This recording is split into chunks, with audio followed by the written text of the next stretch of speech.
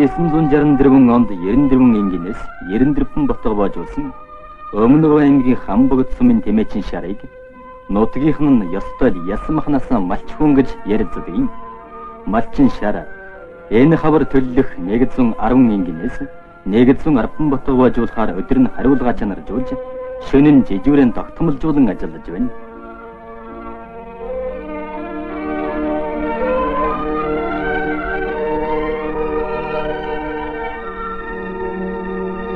Өмнөг аймгийн Хамбогд сумын Баялууд бригадын тэмээчин Элгээдийн эзэн Үлзимаа миний Пөөнийг улаан энгийнээс ихэр гутаа гарсан сүрэг аривчхан бэлэгтээ сайхан ирүүл боллоо гэж бахархан энэхүү Элгээдийн эзэд улсын зөвлөгөөнөө их хэмжилтээр өгдөж байна. Ерөнхийдөө галбын улаан тамэ гэдэг бол дуу түүхэнд мөнгөрсөн энэ тамэ анги улаан тамэг унаад галбын говьор зөнжүүлж явлаач гэдэг юм. 2012 оны байдлаар Өмнөг аймаг 97,000, Баян хонгор аймаг 34,000, Дорногов аймаг 31,000, Гоёлтой аймаг 27,000 тэмээтэй байна. Хамбогд, Баянгов, Манлай, Далан задгал сумын малчид нийтдээ 35,000 тэмээ буюу Монгол улсын нийт тэмээ сүргийн 12% дангаараа өсгөн үржүүлж байна. Манай улсын хэмжээнд жилдээ 1,200,000 тонн тэмээний ноос бэлтгэх нөөц болцоотой. Үүн дотор Өмнөг аймгийн Хамбогд сум дангаараа 80,127,000 тонн, Манлай сум 35-аас 53,000 тонн, Баянгов сум 20-33,000 тонн тэмээний ноос жилээр бэлтгэх боломжтой.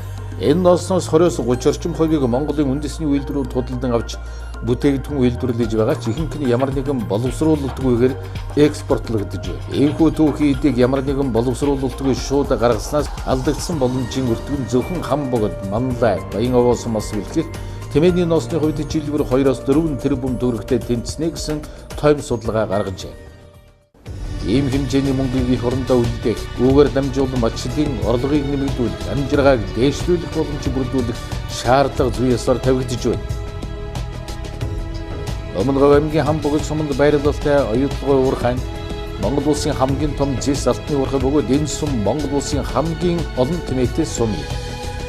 Иймээс оюутлогын компанийн бүсийн хөгжил нийгмийн хэрэгцээг хэрэгжүүлдэг орон нутгийн бизнес эдийн засгийг дэмжих хөтөлбөрийн хүрээнд тэмээний ноосон бүтээгдэхүүний брэнд бий болгосон санаачлагыг энэ жилээс өрнүүлж байна. Энэ санаачлагын хүрээнд тэмээний ноосыг эцсийн бүтээгдэхүүн болгох нэмэн үрдэг шингээх шат дамжуулгуудыг тодорхойлж улмаар энэхүү үрдгийн сүлжээнд оролцож байгаа талуудын харилцан хамаарлыг судалж бүтээгдэхүүн үйлдвэрлэх туршилтын ажил хийж байна. Үйлдвэрлэлсэн түүхийдийг арга барилын дамжуулгаар боловсруулж эцсийн бүтээгдэхүүн бий болдог. Үүнд ангилан ялгах, угаах, хялгас ялгах, будах, холих, утас эрих, сүлжих, нэхих, оёх, гүйцэтгэн боловсруулах чанарын хяналтын дамжуулгууд багтдаг.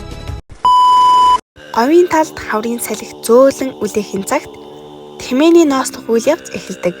Энэ нь зөвхөн эдийн засгийн үйл ажиллагаа биш, нүүдэлчдийн мянган жилийн туршлага, байгальтай зохицох ур чадварын илрэл юм. Тэмээний ноосыг авахд хамгийн чухал нь цагийг зөв сонгох явдал юм. Хавар дулаан үлрэл тэмээ өөрийн гуйжих процесст орж дулаан зөөлөн ноосоо гаргадаг. Энэ мөчөд туршлагатай нүүдэлчид амтныг тайван байлгаж гар аргаар ноосыг нь хялган авна. Эхлээд гадна талын ширүүн хялгасаар хучигдсан ноосыг арилгаж дотор талын зөөлөн найрын ширхтэй ноосыг ялгаж авна. Энэ алхам нь хамгийн чухал бөгөөд ноосны чанар дулаан хадгалах чадварт эцэст нь эдэл хийх боломжийг тодорхойлдог. Дараа нь ноосыг цэвэрлэх, ангилах ажил эхэлнэ. Ноосыг гараар эсвэл тусгай хэрэгслээр хог шорооноос нь салгаж урт богино ширхгээр нь ангилна. Энэ үе шат нь зөвхөн технологи төдийгүй мянган жилийн уламжлалыг хадгалсан мэдлэг юм. Цэвэрлэгдсэн ноосыг дараа нь гараар самнах буюу зөөлрүүлэх үйл явцад оруулна. Энэ нь нарийн ширхэг бүрийг жигд болгож тэмээний ноосны уян хатан чанарыг алдагдуулахгүйгээр утас эрэхэд бэлэн болгодог. Савнах явцад ноосыг хэд хэдэн удаа давтан зөөлрүүлж хэлбэржүүлнэ. Ноос авах үйл явц нь тэмээний эрүүл мэндэд анхаарал хандуулдаг. Амьтан тав тухтай байр дулаан нөхцөлийг хангаж гар аргаар тайван самнах нь стрессийг багасгана. Тэмээний хөдөлгөөн сэтгэл зүйд харуулсан энэхүү арга нь ноосны чанарыг хадгалах хамгийн чухал алхам юм. Эцэст нь авсан ноосыг ангилан хадгалах, хатаах, боох зэрэг үйл ажиллагаа хийгдэнэ.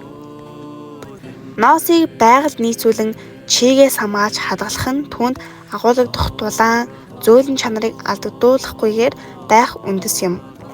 Ийхүү тэмээний ноос авах технологи нь гар аргаар самнах, ангилах, цэвэрлэх, халгалах олон үе шаттай нарийн төвхтэй үйл явц юм. Өмнөг аймгийн Хамбог цумын зөөлөн элсэн сүлд галбын говь хязгаарлагдмал хувьцаат компани үйл ажиллагаа өрнөг. Энэ компани нь нүүдэлчдийн эртний уламжлалыг орчин үеийн технологитой хослуулан тэмээний ноосоор төрөл бүрийн бүтээгдэхүүн үйлдвэрлэдэг. Тэмээний ноос нь нүүдэлчдийн ахуйн амьдралын нэгэн хэсэг. Галбын говь хязгаарлагдмал хувьцаат компани нь ноосыг гараар цэвэрлэж ангилан боловсруулдаг.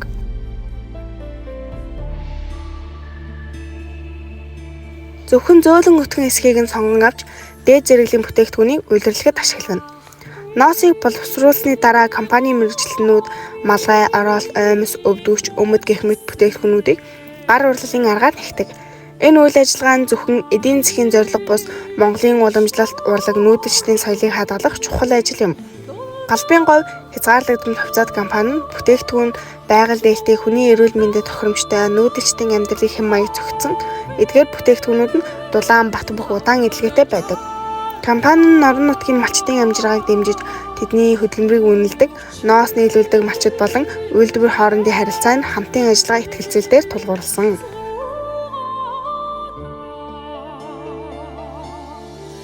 Эдгээр бүтээгдэхүүнүүд нь зөвхөн Монгол төдий олон улсын зах зээл гарч байна.